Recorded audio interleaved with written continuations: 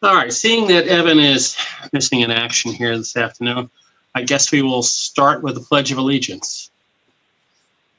All together now. Or do you have a... Ooh.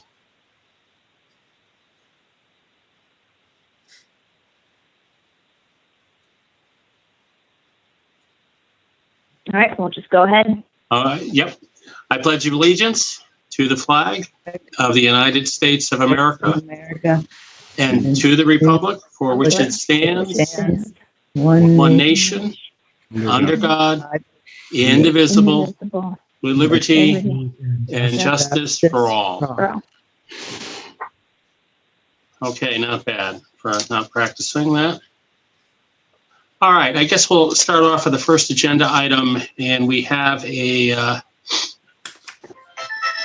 bevy of, or we've got a series of meeting minutes that stretch back into October from regular meeting and mostly from the special meeting from the Shared Services Committee. So I guess why don't we start off with the most recent set of minutes, which was from Monday, February 22nd, from the Shared Services Subgroup meeting, which was to review the another revision of the draft of the Memorandum of Understanding for Sharing IT Services.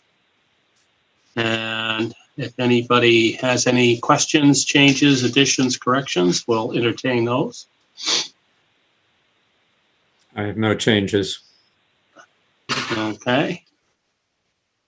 All right. If there are no changes, I guess we'll entertain a motion to approve the minutes as. And if you want to do them all together, that's okay too. If you want to take them all combined and then. I think that's a capital idea.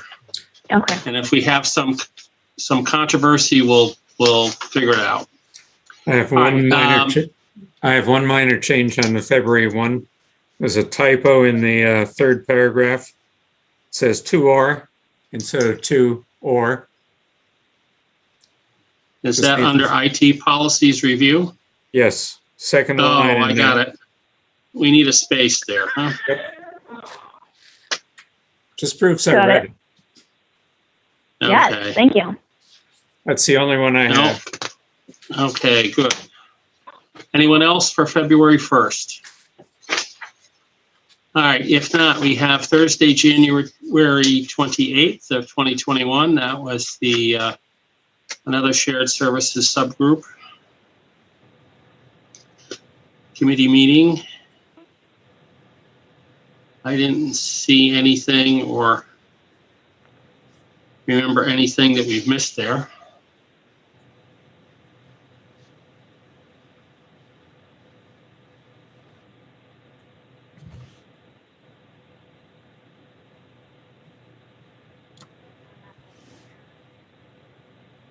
Did we lose Paul? Yeah, hang on a second. Yeah, for some reason, my tablet decided to go into driving mode. Why? I don't know. How's that? We back now? Yep. Okay.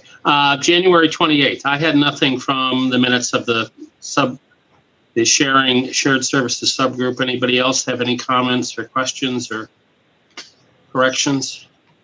No. Nope. Okay, cool. I guess we will then move on. Of course, as we get farther back in time, the memories are going to should go real quick now. Let's see, next one I have is November 30th. That was the shared services subgroup.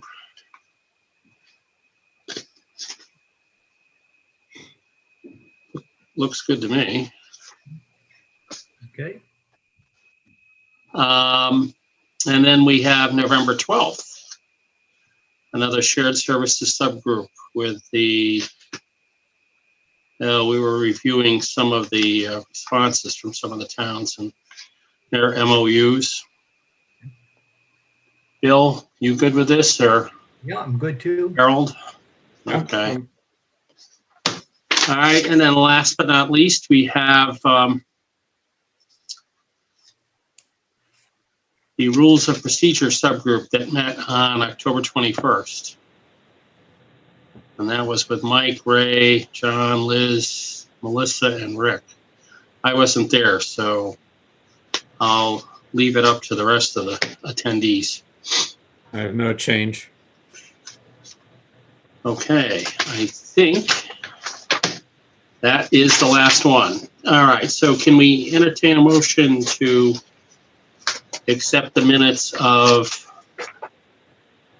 the special meeting from February 22nd, the regular meeting from February 1st of 2021, special meeting of January 28th, special meeting of November 30th, November 12th, and October 21st of 2020. So moved. Second. All right, all those in favor? Aye. Okay, opposed? They are accepted. Thank you. I know I neglected to bring those special meeting minutes forward before, so thank you for doing that. And thank you to, I think it was maybe Harold that reminded us at the last meeting, so Yeah. appreciate that. And I'll make that one change as noted on February 1st. Okay, cool. All right, next on the agenda item is shared services. So I guess we can, in the attachments for today's meeting, there was a draft of the MOU after the last set of revisions that we see that the subgroup suggested on February 22nd meeting. Do we want to, has everybody read these, or anybody have any questions, or do we want to walk through this all one more time? Paul, could I suggest that we just maybe comment on how did we end up with this document? And Sure. All right. Well, Bill, why don't you, that's your group, why don't you take the lead with that? yeah, why don't I take a little pressure off of you and just say that in terms of this document, I think a worthwhile comment is that after we had seen what other towns were doing and had done, and knowing what we did know about Simsbury and how they shared IT services, we felt that one document, one MOU, rather than multiple documents, could represent our agreement on IT shared services across the board. It covers everything from the rationale for sharing, IT governance, shared services, and those platforms that are covered, as well as any financial arrangements that have been made. And it's really turned out to be what we would call an IT document. And that's why if you look at the signatures at the very end, it's signed by the heads of the two IT group. It's the intent that we would review this on a regular basis, not only to ensure that it continues to be accurate in terms of how we share, but that it represents what we want to be doing. So that's what the group did. It took us a few months to get through that, but this is where we ended up. So I think with that, Paul, it's back to you as to how you want to proceed from here. Okay. Well, just one thing, and I know we've kind of covered it in the minutes in the past meetings, but much thanks to Jason and Rick for the time that they put in getting this draft going and including all of the pieces and parts as they know it, which is way more information than I think most of us on the steering committee were aware of. So, son of a gun. Okay, I'm not sure what's going on here today, but I think We're back. basically the document basically just summarizes what's been going on, but it puts it on paper so it'll survive changes. yes, we have all of the various items, all of the, let's see, the financial stuff is still in there, I believe, right? Right. For staff sharing. So I think this is a pretty comprehensive document at this point. And Yeah, and we've added those couple of bullet items we discussed at our last subcommittee group on resolving issues, etc. So I think we're in a pretty good place at this point.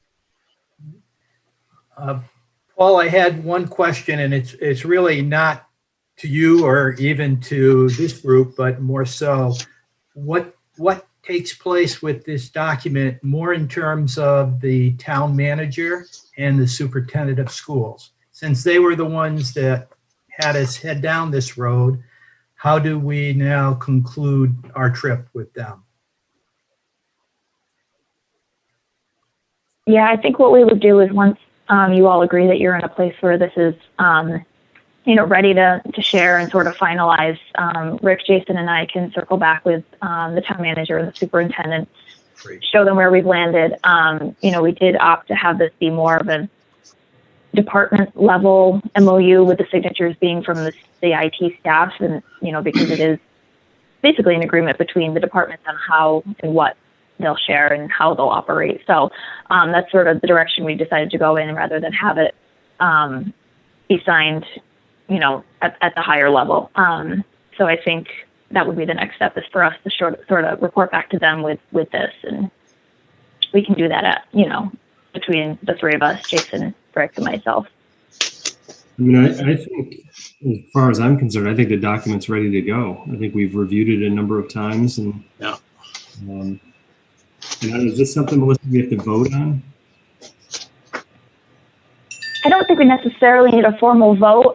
More if, we can put it in the minutes as the group was, reached consensus that they're comfortable with the document as it's presented in its current form. I know I'm comfortable with it, and the only thing I see is they could be a model for future things also. Hey, Melissa? Yeah. Question. Since we don't, as a Board of Selectmen doesn't have to do anything with it, but would you guys include that in a communications on one of our meetings, so we can see the work that this group has done? Sure, that's a good idea. We can do that one. Yeah.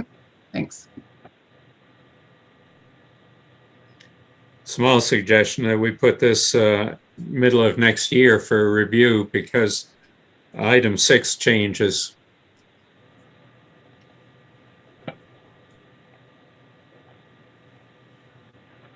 Good idea.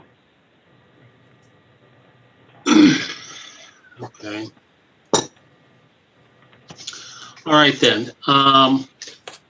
If there are no further comments on this, I think Melissa, you and Jason and Rick can move forward with this, and I think we can cross this off our list of things to do. Awesome. Woohoo! Good job. Thank you. Thank you to the subgroup and Rick and Jason for all your work on it. Thanks, Jason. Bill? Bill, you're done. It's over. I've been told that before. All right. Well, we'll keep our fingers crossed anyway. Okay. All right. Next is policy reviews. So a couple of meetings ago, I think I was the character who brought this up about going through the policies that are in place and seeing where we're at from a periodic review. And I think after reviewing that list of that handful of policies, there was 2 that were getting a little long in the tooth, and we're probably at a good interval to review. And the first one was the acceptable use policy. And Melissa included copies of the current acceptance of use, as well as the incident response procedure. So I guess we'll start with the acceptance of use. Presuming everyone has reviewed this, do we have any major questions, problems that we need get some more information on? Or as far as what? Yeah, go ahead. The Harold. only thing I picked up on is under prohibited activities. In the unlawful activities, the only thing I had is such as but not limited to type phrasing.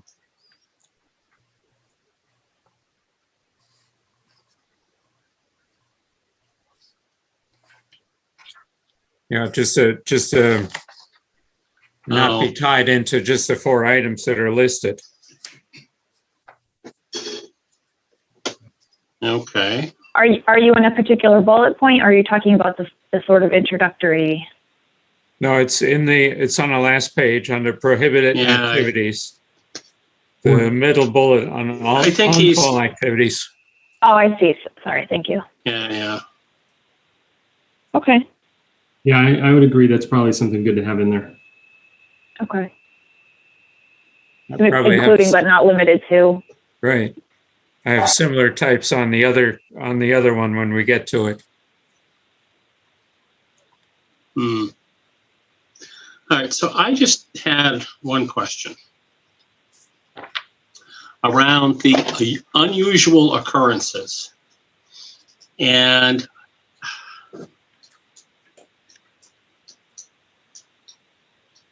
is this unusual occurrences, was this originally included in here to get at such things that might eventually hit the incident response procedure? And then I was wondering, after I got done reviewing that one, I was wondering if this is covered as part of the incident response procedure. And I guess maybe I'll defer to, well, Rick's not here, but maybe Jason or Melissa, you guys have some insight to straighten me out here. Rick, are you on the phone? I thought I saw his town hall number come in.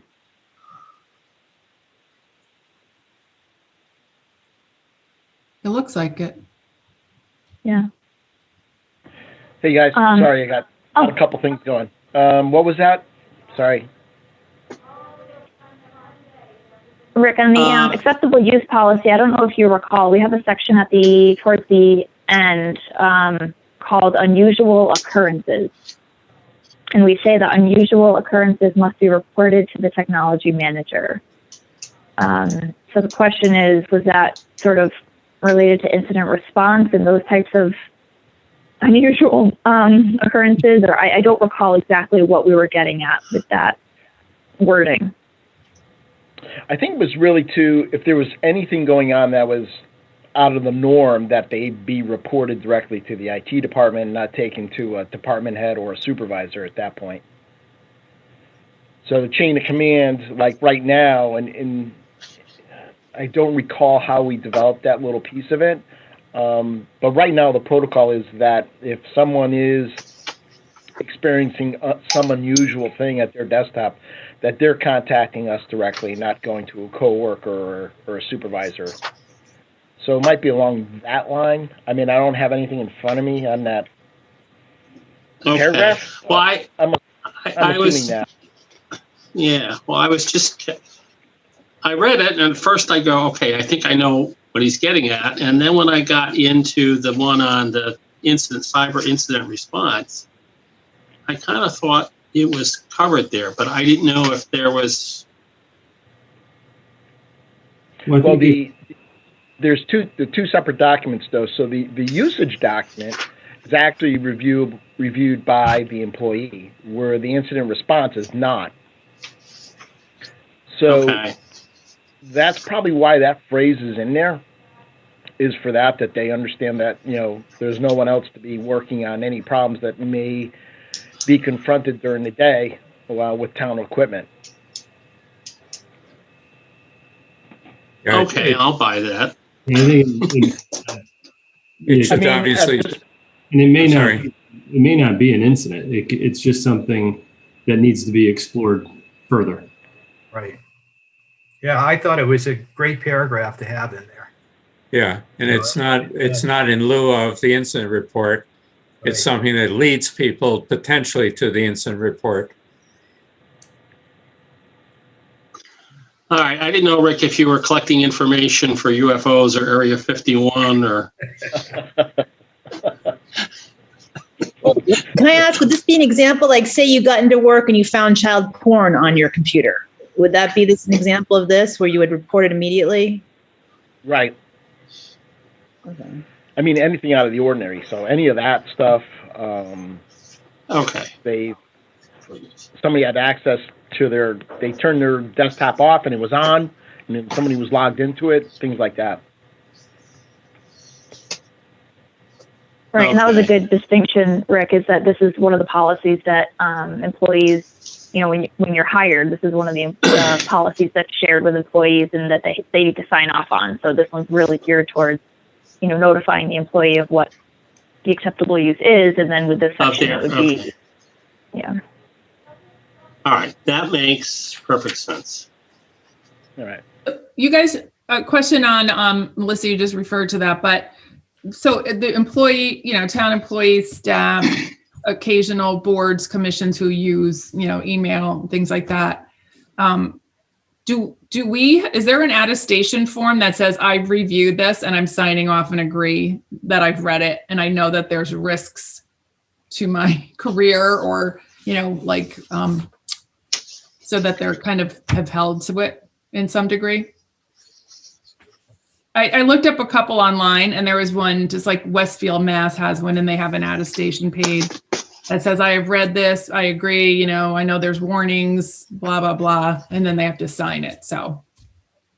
Yeah, there's language in here that says use of the use of the technology resources constitutes consent to monitoring of usage activity, and is conditioned upon strict adherence to this policy. And then again, when people are hired, they have to sign off on particular policies. So I think, Rick, correct me if I'm wrong, but this is one of the policies that's included in sort of that bulk list of policies that they sign off on. So it's sort of like they're all, I reviewed X, Y, and Z, sign off. And I think if I recall that, there is a sign-off page on that that's given by HR. Right, and it includes more than this one, but yeah, it was. Okay, good. That's all I wanted to know, that they had to say they read it. That was the original plan for the document, so I'm glad that that's holding true. Well, yeah, I just didn't see it in here, so. Fair. All right, that's good. Any other comments or changes folks have on this one?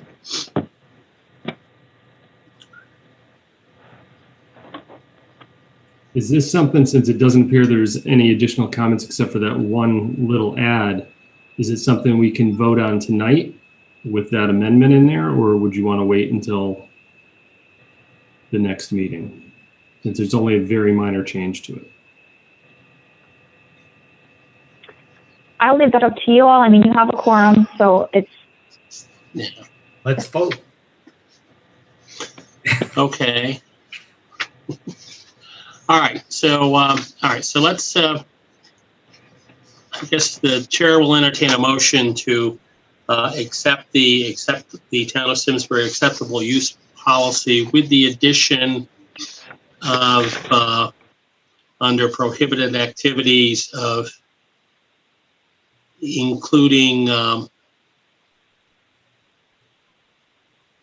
the listed unlawful activities and the additional verbiage with but not limited to. I'll make a motion. I'll second. Great. Okay. Any further discussion? If not, all in favor? Aye. Aye. Aye. And any opposed or abstentions? Excellent. Okay, the second one to review is the cyber incident response procedure, which is quite a lengthy procedure. Paul, I had a question about the first line under incident response manager. And it talks about the business manager. And do we have a business manager? We do not. I spoke with Neil Sullivan this afternoon, And we'll change this to his assistant superintendent in charge of operations or something around that. Great. That sounds good, Jason. Yep.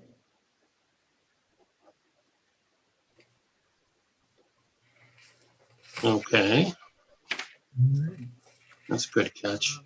All right, I had one on the second page under information security officer, and under the second to the last bullet item, there's a further indented bullet item that talks about law enforcement reporting contacts, including but not limited to, and the Connecticut Intelligence Center, and then there's the word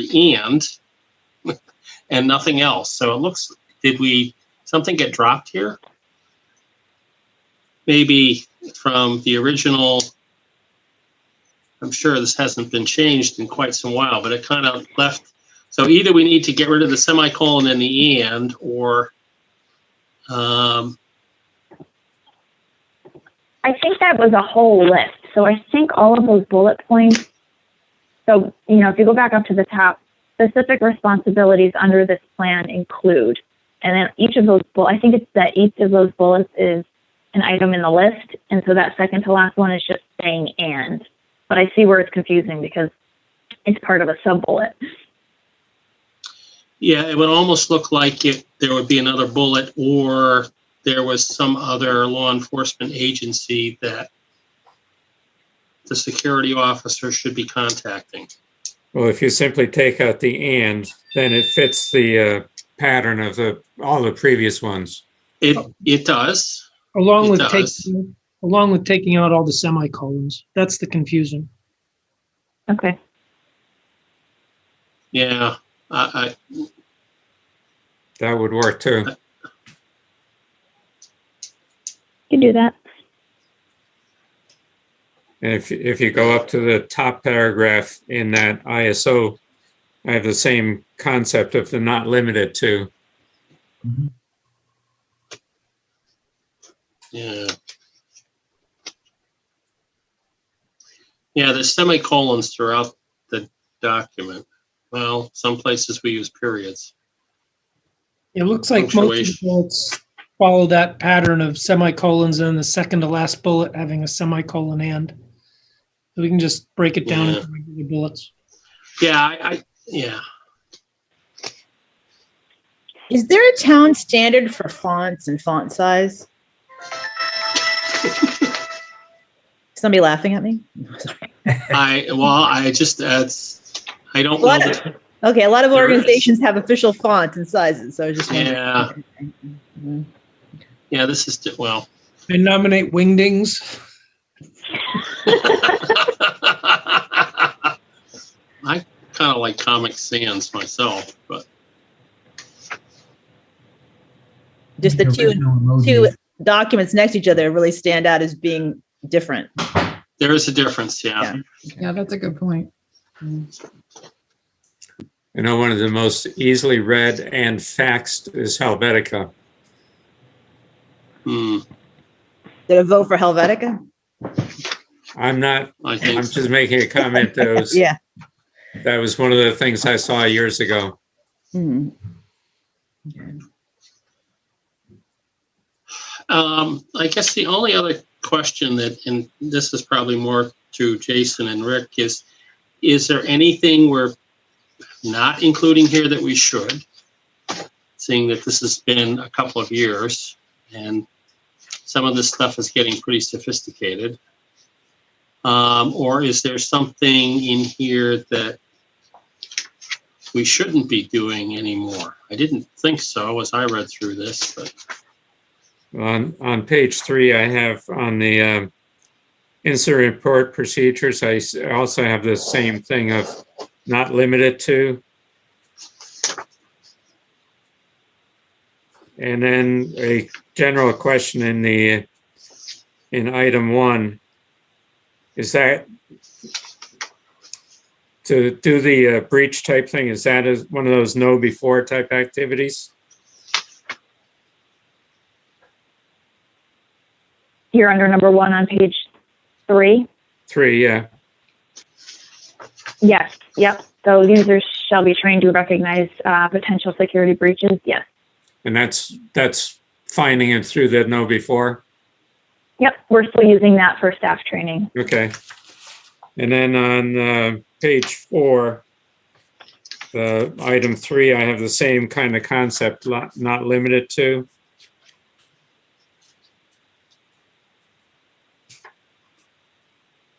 And then I have the same thing on page 6 with item 4. Is that may be a questionable, but I've reached my limit of the not limited to. So there's a limit to that, huh? There is.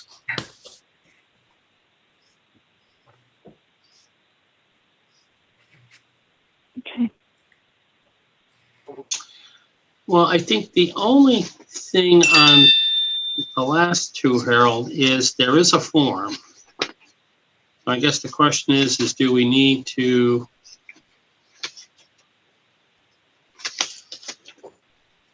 what happened? I know I had a copy of that.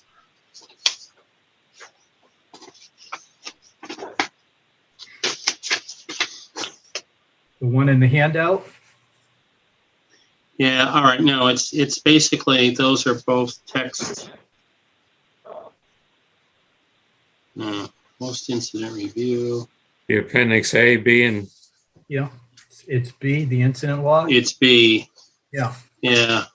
Yeah. All right. Post incident review. There's nothing there. Okay. No, I guess it doesn't. All right. Sorry, my bad. Can I ask a question of Rick and Jason? We make reference to the contacts. If an incident occurs, specific people or offices are to be contacted. And I can appreciate why we wouldn't have that contact information here, but my question is, do we have that contact information prepared and easily accessible for those people who need to get to it? I think that's that's where these usually break down. Are you referring to the Appendix A, Bill? Well, there's, well, I guess you can expand upon that. How would I know to contact the CT Intelligence Center? And who do I contact? And what's the phone number? And what did they? All right, you're looking for some more granular information. Well, I'm not looking for it. I don't think I should add that. I think this should be something that the town holds close and doesn't give up on, but has readily available, and the people that need it can access it quickly.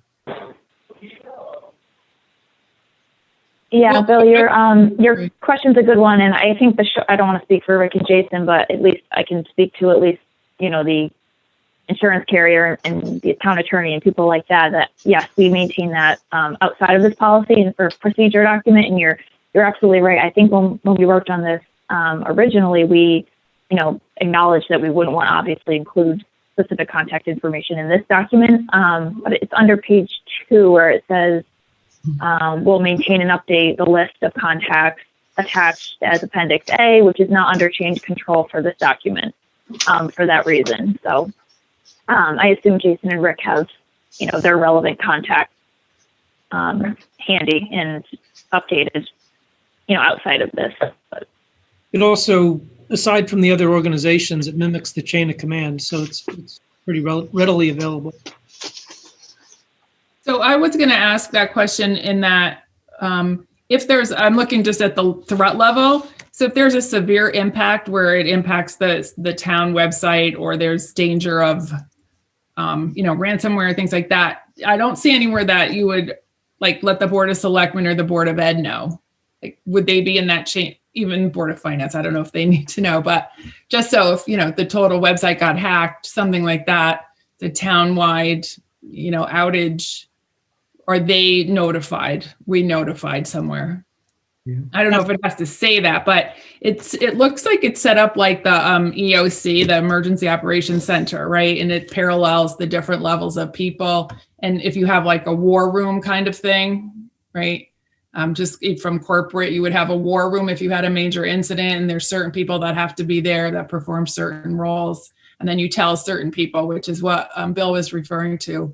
So I didn't really get that feel from this. And I don't know if it's intended to be in here, but I just felt like that was something, when do you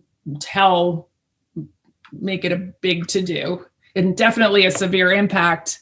Moderate is pretty self-contained from what I read, but just something like that as a guideline in here, I think would make things clear, especially if it impacts any of the emergency services in town, which goes to the public safety thing. That's another path, but it came up on Board of Finance recently about, what happens if we have ransomware and things like that. So people are looking at this. So.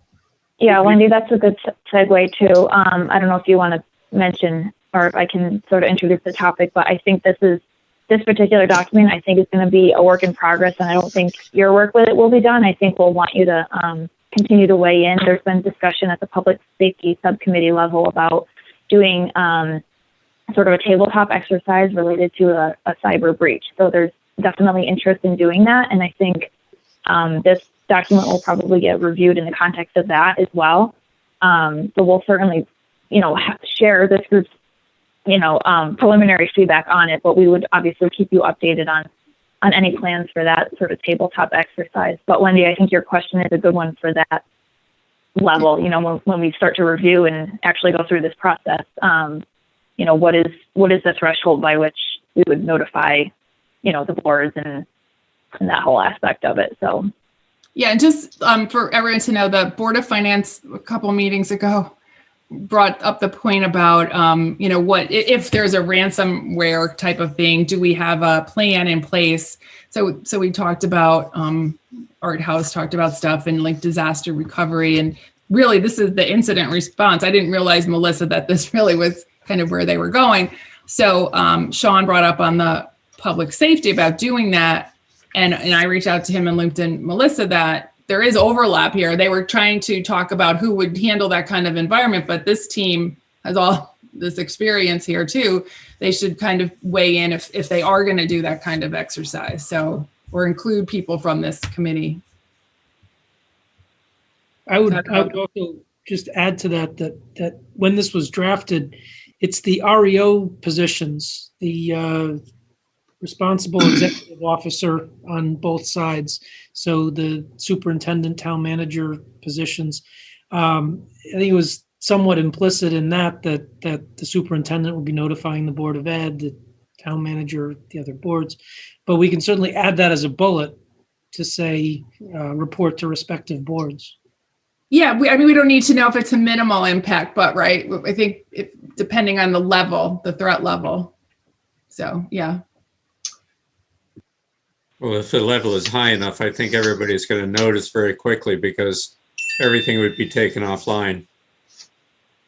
Well, not necessarily. Yeah. Yeah. Right. That's not necessarily. guys. Hang on a second. Go ahead. This is Rick. I apologize. I just got a little outage here that I got to take care of. I got to drop off the line. I apologize. For you, Rick. All right. Thanks, guys. Have a good night. Good luck, Rick. Bye. Yuck. Well, it's like that solar winds hack. Nobody knew it was happening. It was just happening and continually happening. So You don't want to find out watching the news the next night. no.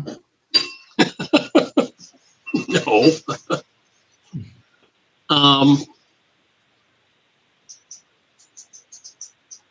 Yeah, so definitely more to come on this one. So, I mean, we can, make note of the changes that we've talked about so far. But then, like I said, once we get plans, I don't know what it'll look like in terms of the tabletop exercise, but we'll keep you all included in that. Yeah. I mean, it also seems like that level of notification really falls under the executive officer position. And whether we want to put a placeholder in there for that. But that would appear to be the appropriate place for that.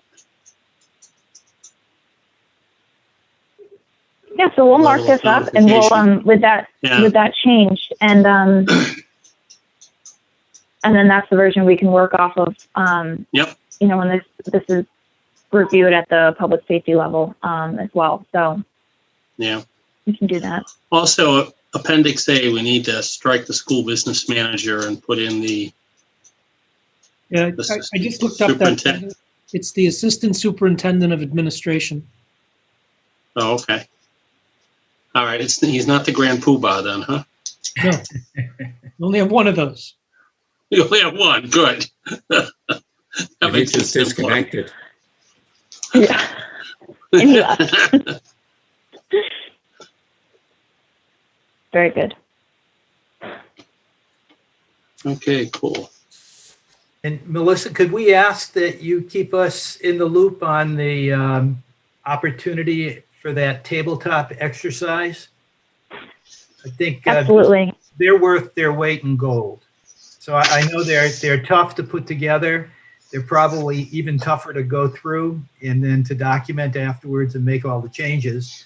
But you learn a lot by actually doing it and having someone question, where did you get that information from? You know, how did you know to go there? How did you? And I think it's great. Good. Yeah, certainly. We definitely will keep you all in the loop. Can I add one thing I don't think I saw in there? I think it may fall into communication, but aren't there legal notifications that are required, like if people's personal information has been breached? Aren't there like state and federal laws about notifying people? Should that be in here somewhere? It definitely referenced that legal counsel is notified. So, I mean, technically, you know, they would then cover any of the others, in my opinion. Yeah.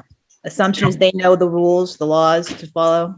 And that's fair, right? And this document is going to end up as a 90-page document if we start saying, you know, with a minimal incident, these 97 steps need to be followed, and with a moderate incident, these 97 steps need to be followed, right? I mean, when we drafted this, we did not try to cover, you know, cross every T and dot every I, because, you know, the plan is not going to last the first, you know, encounter with the enemy. This was just, hey, here is the people that need to be involved in the response, and, you know, here's how we connect them all, and here's a framework for you to follow to be able to you know, you work your way through this. And the tabletop is going to be brilliant, to Bill's point, in actually seeing how this document holds up to. Yeah, I guess where I was coming from on this, my college had a breach, and they got stuck realizing they had different laws in different states they had to deal with the breach.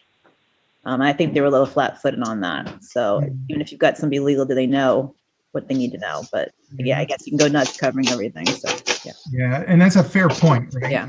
And yeah, depending on what, who, what, when, where, and why, you know, the list of active participants in the response could be insane.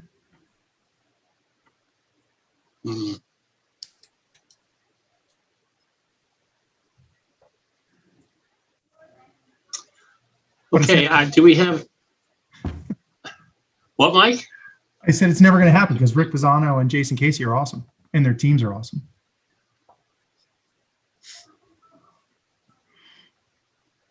Okay, I'll go along with that, and that's going to jinx it, you know, Mike. Man, put good energy out there, good things happen. Yeah. All right. Do we have any other further questions or concerns or do we feel we're ready to wrap this? Well, the only Wrap thing up we this should one? choose is the next policy to review. Maybe do one of them for next time. Let's see here. Yeah, and I apologize. I don't have my list here, but I can go back and look and see what the next oldest is. Hang That's on a fine. second. I think I had a copy of that, Melissa, in my file here. Let me see if I can. We don't have, Yeah, there was only, and a couple of them had just been, oh, here it is. Bingo, I got it.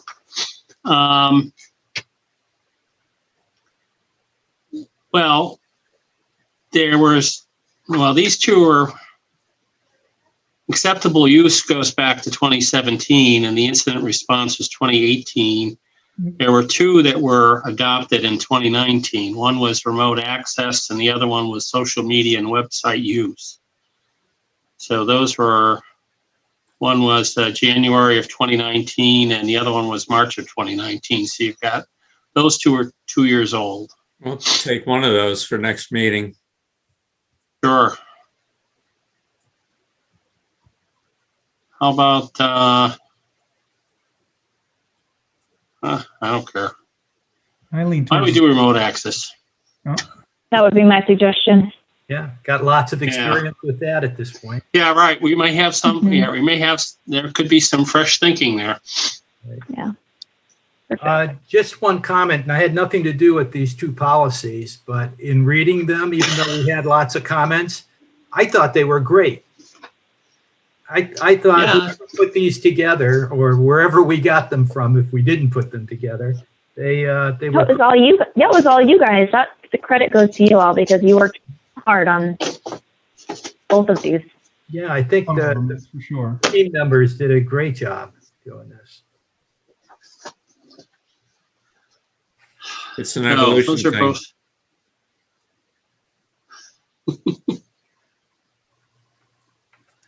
Yeah. Okay.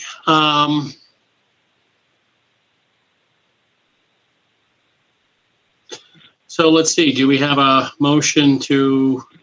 Well, I don't know. Do we want to accept this, or do we want to hang fire until we see what happens with a tabletop? Wait. let's hold on to this one. I would encourage us to consider holding on to this one because, it sounds like there's a lot of energy around it and, closing it out now, we're just going to end up reopening it again. Mhm.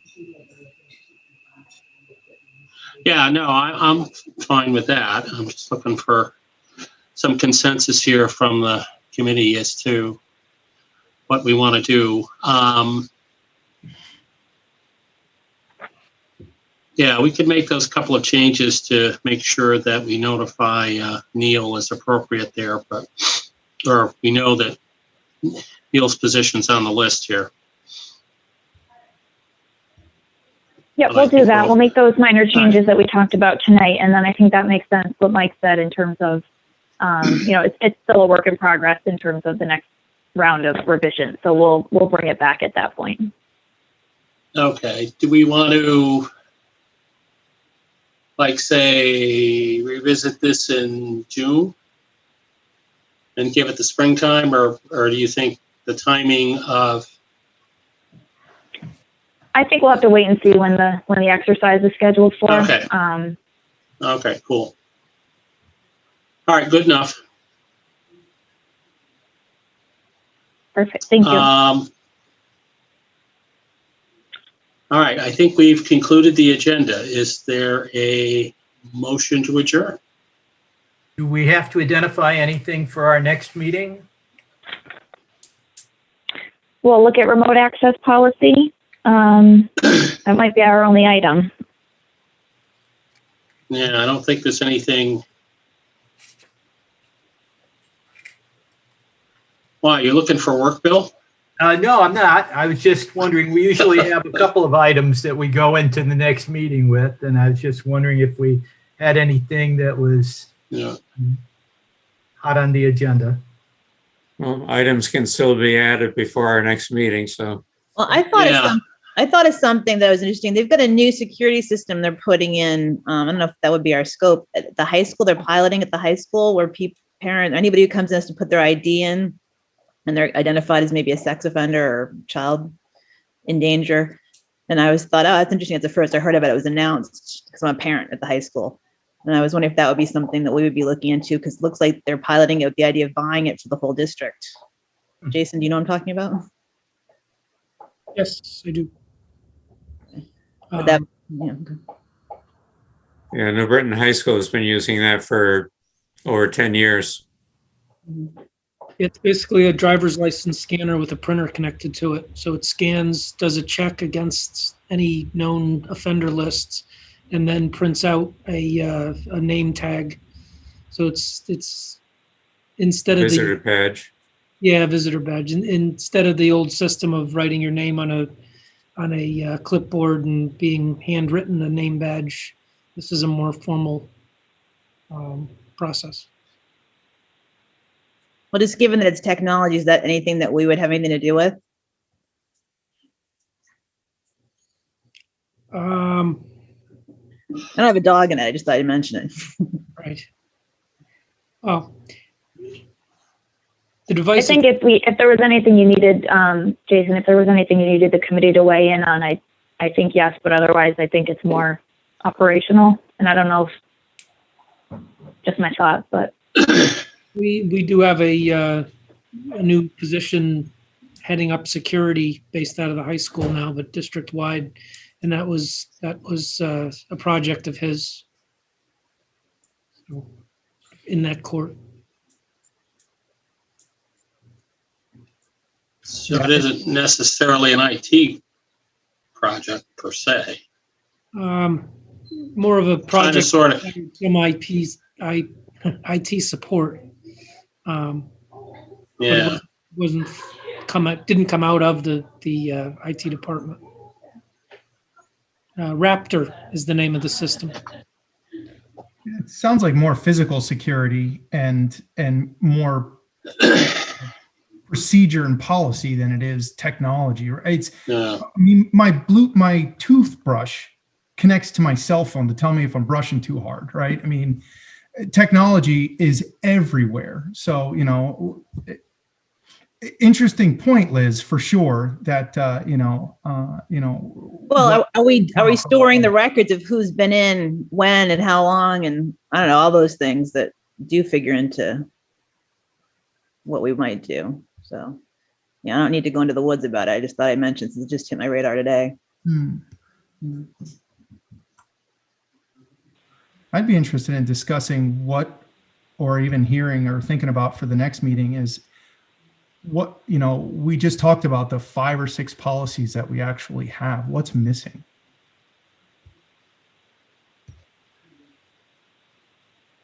Right? I mean, do we need an overarching security plan? Do we need, what they're, I think about the 30 or 40 policies that I have technology based in my company. And, what we have barely scratches the surface of what I have to deal with at work. Not that I'm trying to add more, but Well, worth. Well, I think I get your point, Mike. It is a pretty short list, although not necessarily an inappropriate list, but